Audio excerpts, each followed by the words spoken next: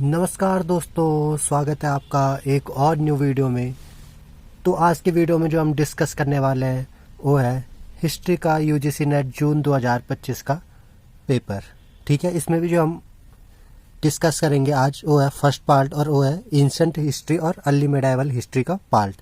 ठीक है, तो इसमें जो सबसे पहला क्वेश्चन हमारे पास देखने को मिलता है एंशिएंट हिस्ट्री से वो था कि who among the following was not a Vishnukundin king, यानी कि निम्न में से कौन विष्णुकुंडिन राजा नहीं है। और इसमें हमारे पास चार ऑप्शन थे, गोप वर्मन, माधव वर्मन, गोविंद वर्मन और देव वर्मन। ठीक है, तो इन चारों ऑप्शन में से हमें क्या चूज करना था कि विष्णुकुंडिन राजा नहीं है। इस क्वेश्चन को सॉल्व हम किस तरह से कर सकते हैं कि हमें पता होना चाहिए कि विष्णुकुंडिन वंश का इतिहास किस तरह से चला है। ठीक है, तो अगर हम विष्णुकुंडिन वंश की बात करें तो विष्णुकुंडिन का जो क्षेत्र रहा है तो ये कौन से क्षेत्र में एक्टिव थे, आंध्र प्रदेश, तेलंगाना वाले और महाराष्ट्र, उड़ीसा, यानी कि जो भारत का ये हम कह सकते हैं कि साउथ और ईस्ट वाला, साउथ ईस्ट का जो रीजन है वो विष्णुकुंडिन क्या था कि उस टाइम पे एक्टिव थे। और इनका टाइम पीरियड क्या था, लगभग 420 से 624 ईस्वी इनका जो एक्टिव टाइम पीरियड है वो ये माना जाता है। ठीक है, अगर हम इनकी राजधानियों की बात करें तो मेन जो इनकी राजधानियां रही है वो 3 राजधानियां रही है, जिसमें इंद्रपाल नगरम, अमरपुरम और डेंडुलुरु हमारे पास 3 मेन राजधानियां थी। अगर हम विष्णुकुंडिन वंश के संस्थापक की बात करें तो इंद्रवर्मन हमारे पास यहाँ पे इसका संस्थापक रहा है और इसे महाराजेंद्र वर्मन भी कहा जाता है। ठीक है, अगर हम इसके टाइम पीरियड देखें तो 358 से 370 जो है एडी इसका टाइम पीरियड रहा है। इसी टाइम पे विष्णुकुंडिन के साथ सालंकयान वंश भी इसी क्षेत्र में एक्टिव था। ठीक है, तो ये 2 वंश में हमें याद रखना है। विष्णुकुंडिन जो है अगर इसके राज के चिन्ह की बात करें तो शेर इसका जो है राज के चिन्ह था।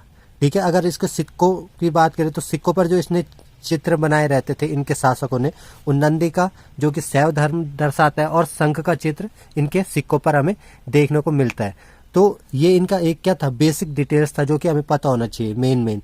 ठीक है ना। अगर बात करें तो ये सामंत किसके थे, जो वागटक थे हमारे पास, ये उनके सामंत थे। ठीक है, वागटक जिनका कि क्या है, गुप्तों के साथ भी अच्छा संबंध रहा है। ठीक है, हम देखेंगे कि प्रभावती गुप्त जो है वागटक वंश की क्या थी, एक तरह से रानी थी, जिसके काल में ही क्या है उसका पति तो मर गया था, लेकिन तब किसने, चंद्रगुप्त द्वितीय ने जो है अपनी पुत्री के साथ मिलकर शासन किया था। अब हम इसके मेन रूलर्स की बात करते हैं तो माधव वर्मन फर्स्ट जो है इनका मेन रूलर रहा था, मुख्य शासक, जो कि 420 से लेकर 455 एडी तक रहा था। ठीक है, अगर हम इसके और शासकों की बात करें तो माधव वर्मन के ही 2 पुत्र थे, जिसमें देव वर्मन जो कि 455 से 458 और माधव वर्मन द्वितीय जो कि देव वर्मन का पुत्र था, 458 से 488 एडी तक रहा। वही माधव वर्मन प्रथम का जो दूसरा पुत्र था वो था विक्रमेंद्र वर्मन प्रथम, जो कि 488 से लेकर 493 बीसी तक एडी तक रहा था। ठीक है, और ये जो विक्रमेंद्र वर्मन था ये वागटक रानी से पैदा हुआ था। ठीक है, इस विक्रमेंद्र वर्मन का जो पुत्र था वो था इंद्रवर्मन, जो कि 500 से 530 तक रहा था। फिर था विक्रमेंद्र वर्मन द्वितीय, गोविंद वर्मन, माधव वर्मन तृतीय और मच्छन्न भट्टारक जो इनका लास्ट महत्वपूर्ण जो शासक था वो साबित हुआ। अब हम इस वंश के स्रोतों की बात करें तो सबसे पहले साहित्यिक स्रोत देखें तो साहित्यिक स्रोत में हम क्या देखेंगे कि जनाश्रय छंदो विच्छति जो है इसका एक महत्वपूर्ण साहित्य है और सेतुबंध भी इसका एक महत्वपूर्ण साहित्य है।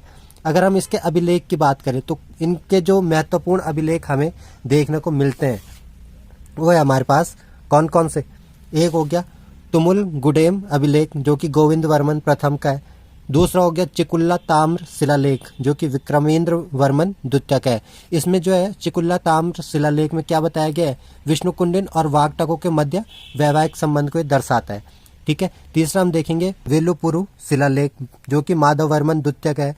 इसके द्वारा गणपति मंदिर के निर्माण का उल्लेख जो है इस शिलालेख में किया गया है। अगर हम बात करें इंद्रपाल नगरम शिलालेख तो ये गोविंद वर्मन प्रथम का है।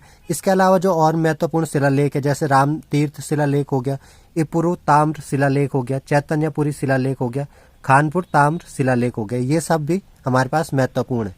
ठीक है, तो हमने क्या देखा कि अब क्वेश्चन था हमारे पास कि इनमें से कौन सा हमारे पास जो है विष्णुकुंडिन राजा नहीं था। ठीक है, और क्या ऑप्शन थे, गोप वर्मन, माधव वर्मन, गोविंद वर्मन और देव वर्मन। अब हमने जो डायनेस्टी इनके रूलर्स की लिस्ट देखी थी, तो उसमें से हम क्या देख सकते हैं कि माधव वर्मन हमारे पास इनका शासक था, ठीक है, गोविंद वर्मन भी इनका शासक था, और देव वर्मन जो है वो भी क्या था, इनका शासक था। अब जो इसका आंसर बन जाएगा वो बन जाएगा ऑप्शन नंबर ए, यहाँ पे इसका आंसर रहने वाला है, ठीक है। तो जो हमारे पास दूसरा क्वेश्चन रहने वाला है वो है द यादव अभ्युदय और the life of Lord Krishna was composed bye, यानी कि यादव अभ्युदय अथवा भगवान कृष्ण की जीवन की रचना किसके द्वारा की गई है। और 4 ऑप्शन जो हमारे पास रहने वाले हैं वो है वेदांत देशिक, रामानुजाचार्य, अपाया दीक्षित और विद्या माधव, ठीक है, विद्या माधव। तो अब हम इस क्वेश्चन को किस तरह से सॉल्व कर सकते हैं कि एक तो हमें पता होना चाहिए कि यादव अभ्युदय किसका ग्रंथ है और क्या इसमें कंटेंट दिया गया है, ठीक है, और इन चारों के बारे में हमें थोड़ी थोड़ी डिटेल पता होनी चाहिए। देखो जब हम इस तरह से करेंगे तो ये आगे आने वाले क्वेश्चनों में भी क्या है, हमें हेल्प करेगा। तो हम अगर देखें तो यादव अभ्युदय आखिर ग्रंथ किसका है, तो ये भगवान कृष्ण के जीवन के बारे में इसमें बताया गया और 24 सर्गों में बांटा गया है यादव अभ्युदय ग्रंथ, ठीक है। अगर हम बात करें तो लिखा किसके द्वारा गया है, वेदांत देशिक के द्वारा ये ग्रंथ लिखा गया है, जो कि क्या थे, एक वैष्णव आचार्य थे 13वीं-14वीं शताब्दी के। इनका टाइम पीरियड हमें याद रखना है, क्योंकि क्या है, ये कई बार मैच द कॉलम में इन तरह के क्वेश्चन आ जाते हैं। अगर बात करें तो जो अपाया दीक्षित थे, इनके द्वारा क्या है, यादव अभ्युदय पर टिप्पणी यानी कि कमेंट्री लिखी गई है। ये कॉन्सेप्ट भी हमें याद रखना है, ठीक है। वेदांत देशिक की अगर हम बात करें तो वेदांत देशिक कौन थे, वेदांत देशिक की अगर हम बात करें तो 1268 से लेकर 1369 तक ये हमारे पास रहे थे और तमिलनाडु के थुपुल में इनका जन्म हुआ था, ठीक है। अगर हम इनके अन्य नाम की बात करें तो वेंकटनाथ इनका अन्य नाम था और ये शिष्य किसके थे, किदाम्बी अपुल्लर के शिष्य हुआ करते थे, ठीक है। तो इस क्वेश्चन का आंसर हमारे पास क्या आ गया कि यादव अभ्युदय किसका ग्रंथ है, ये हो गया हमारे पास वेदांत देशिक, यानी कि फर्स्ट ऑप्शन हमारे पास इसमें रहने वाला है। अब हम बात करें रामानुजाचार्य, जो कि 1017 से 1137 तक हमारे पास रहे। इनका जन्म जो है तमिलनाडु के पेरुम्बदूर में माना जाता है, ठीक है। अगर बात करें तो रामानुजाचार्य के जो प्रारंभिक अध्ययन हुआ है वो कांचीपुरम के यादव प्रकाश से इन्होंने लिया था, ठीक है। तो ये हमारे पास एक महत्वपूर्ण फैक्ट रहने वाला है कि प्रारंभिक अध्ययन इन्होंने कहाँ से किया था, तो कांचीपुरम में यादव प्रकाश से इन्होंने जो है प्रारंभिक अध्ययन किया था।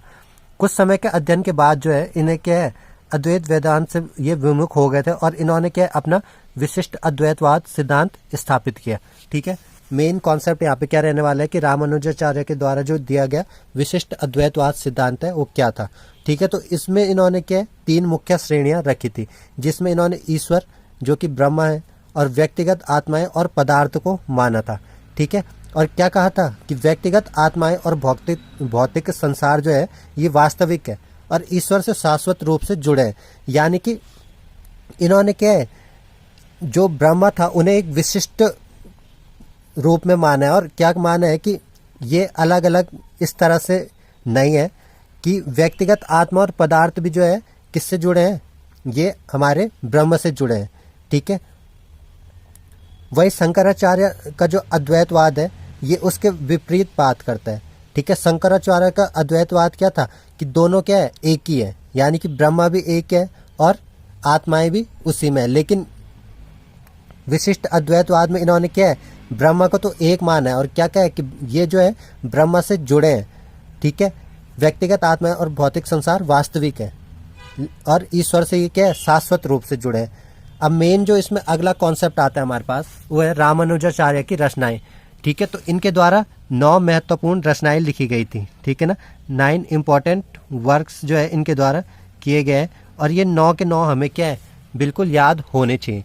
अब इनमें सबसे पहले हम क्या देखेंगे कि श्री भाष्य इनके द्वारा लिखा गया है, जो कि वेदांत सूत्र पर क्या है, टीका है, ठीक है। यह टीका इन्होंने क्या है, अपने गुरु यमुनाचार्य की 3 इच्छाओं में से एक को पूरा करने के लिए लिखा था, ठीक है। एक जो इम्पोर्टेंट हमारे पास एक और फैक्ट रह गया, तो जो है रामानुजाचार्य ने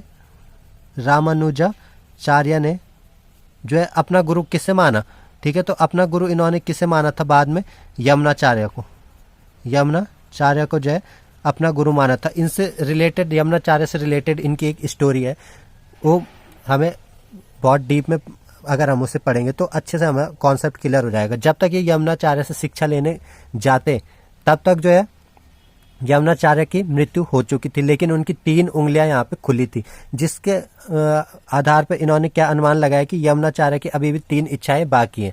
ठीक है, और उन 3 इच्छाओं में से एक क्या था कि वेदांत सूत्र पर जो है टीका लिखे जाए, और इन्होंने वही इच्छा पूरी की जो कि श्री भाष्य नाम से इन्होंने लिखी। ठीक है, इनका अन्य ग्रंथ में हम देखें तो वेदांत सार और वेदांत दीपिका जो ग्रंथ इनके द्वारा लिखा गया है, ये दोनों भी क्या है, वेदांत सूत्र पर जो है सूक्ष्म टिप्पणियां हैं। ठीक है, और हम देखें तो गीता भाष्य भी इनके द्वारा लिखा गया है, जो कि क्या है, भगवत गीता पर ही टिप्पणी है। वेदांत संग्रह और नित्य ग्रंथ इनके द्वारा लिखा गया है, जो कि विशिष्ट अद्वैतवाद की अवधारणाओं के बारे में हमें बताता है। और जो हम इनके 3 महत्वपूर्ण और ग्रंथ है, जो कि है शरणागति गद्यम, श्रीरंग गद्यम और श्री वैकुंठ गद्यम। ये तीनों ग्रंथ जो है ये किससे रिलेटेड है, ये जो है इन्होंने भगवान के बारे में यहाँ पे लिखा है इन ग्रंथों में। इसमें जो हम तीसरा ऑप्शन देखते हैं वो है हमारे पास अपाया दीक्षित। अब अपाया दीक्षित की बात करें तो 1525 से 1598 तक इनका जन्म और मृत्यु का काल था, और ये भी जो है तमिलनाडु से हमारे पास थे। तो इस क्वेश्चन में जो मेन थीम थी वो तमिलनाडु के संतों के बारे में थी। ठीक है, ये एक शिव भक्त थे जो अद्वैतवाद के समर्थक थे। ठीक है, अगर हम इनके प्रमुख कृतियों की बात करें तो शिवार्कमणि दीपिका और कल्पतरु परिमाला जो है इनकी महत्वपूर्ण ग्रंथ रहने वाले हैं। अगर बात करी जाए कल्पतरु परिमाला जो इसमें है, तो अमलानंद के कल्पतरु पर लिखी गई एक टीका है। ठीक है, इन्होंने क्या है, वेदांत देशिक के ग्रंथ यादव अभ्युदय की व्याख्या भी की गई है इनके द्वारा, जो कि हम पीछे देख चुके हैं। ठीक है, तो इस क्वेश्चन में हम 3 ऑप्शन जो महत्वपूर्ण थे हमारे पास वो हम डिस्कस कर चुके हैं। तो आज की वीडियो में फिलहाल 2 क्वेश्चन बहुत है। इस तरह से हम 10-10 मिनट की सीरीज और 15-15 मिनट की सीरीज में जो है क्वेश्चन को डीपली सॉल्व करने की कोशिश करेंगे। मिलता हूँ आपसे एक नेक्स्ट वीडियो में किसी और अच्छे टॉपिक के साथ। तब तक के लिए धन्यवाद।